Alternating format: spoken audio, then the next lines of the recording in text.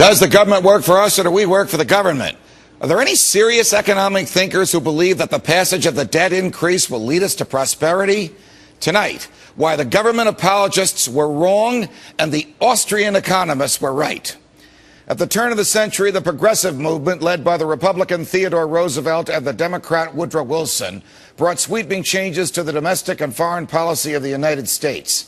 Heavily influenced by socialist and Marxist thought, and fearful that the free market might become more powerful than the federal government, the progressives initiated radical changes in our financial system.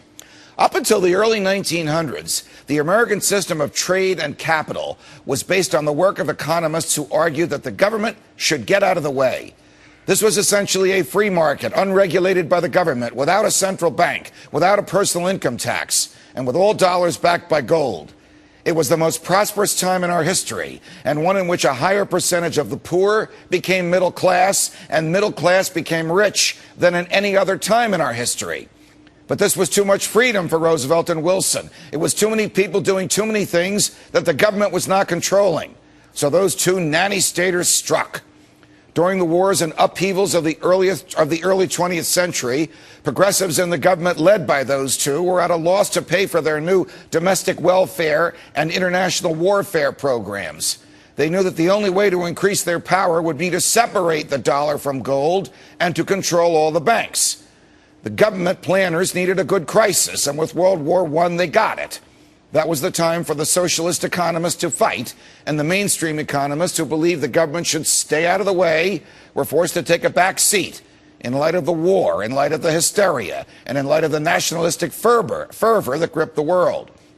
During the interwar period, a fierce debate erupted between the free market economists, who were called Austrians, and the socialists in the government. The Austrians, who were not necessarily from Austria, argued that socialists could never figure out how the government could manage an economy.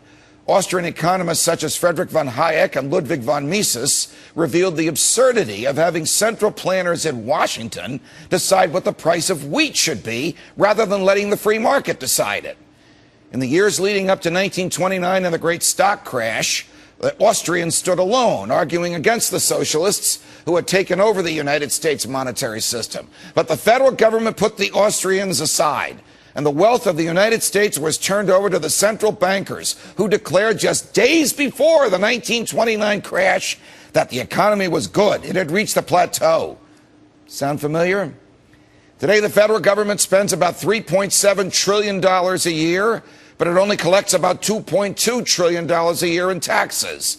The tax revenues are not likely to go up, but after the debt ceiling increase, the spending will go up. So what will the mainstream government economists recommend for the U.S. when unemployment and inflation either stay the same or get worse? They'll recommend that we do exactly what we're doing now, borrow against the future and spend it all today. What will the Austrian economists recommend? They'll recommend what has worked throughout history: cut spending, lower taxes, save money, and restore a sound monetary system based on gold. Since the debt deal has passed, the stock market has sunk like a rock in a pond. 500 points today alone.